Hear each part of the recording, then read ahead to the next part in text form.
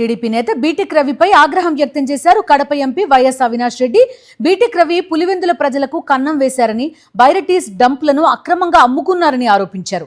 3 టన్నుల బైరటీస్ ని దోచుకుంటే కనీసం కేసు కూడా పెట్టలేదన్నారు వైఎస్ అవినాష్ రెడ్డి.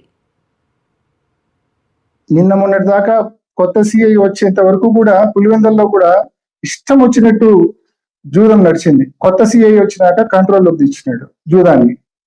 అదేవిధంగా టౌన్ లో కంట్రోల్ అయింది, కానీ టౌన్ బయట రూరల్ పులివెందులలో విచ్చలవిడిగా జూదం నడుస్తుంది.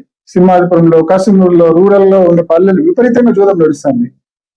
ఏ లెవెల్లో అంటే ప్రజల జోబులు ఖాళీ అయ్యి అసలు ఇంకా వాళ్ళకి డబ్బులన్నీ ఖాళీ చేసుకొని తప్పుడు మార్గాల్లో పోయేంత ఘోరంగా పూర్తిగా ఈ మాదిరి మీరు ప్రజల జోబులు ఖాళీ చేసే కార్యక్రమం చేస్తున్నారు.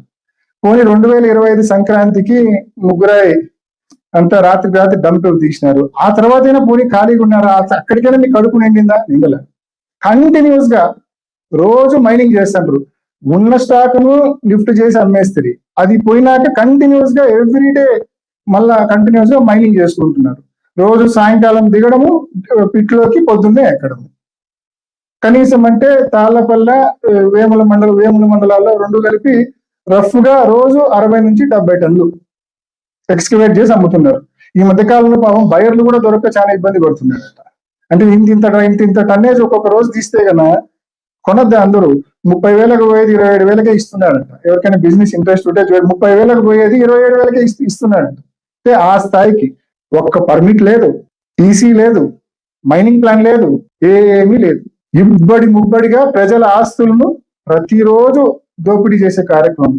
60-70 టన్నులు అంటే కనీసం అంటే it accounts to 20 lakh rupees per day. ఏ రకంగా ఎవరైనా నువ్వు 20 లక్షలు కాకుండా 50 లక్షలు రోజుకు సంపాదించుకో, పర్మిట్లు తెచ్చుకో, ఈసీ తెచ్చుకో, మైనింగ్ ప్లాన్ తెచ్చుకో, సంపాదించుకో. నేను ఎవడు వద్దండు, నీతిగా నువ్వు బిజినెస్ చేయి.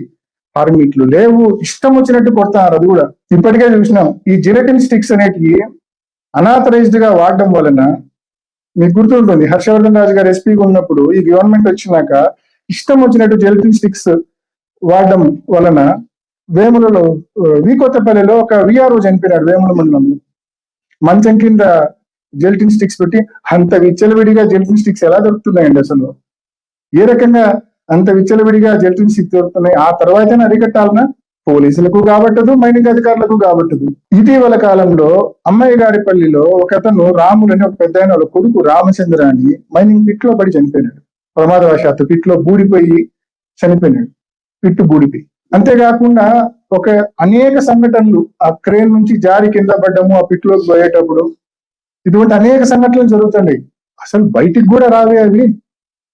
మైనింగ్ అధికారులకు కాబట్టదు, పోలీస్ అధికారులకు కాబట్టదు, ఎవరికి కాబట్టదు. గవర్నమెంట్ ఏమో నిద్రపోతా ఉందా?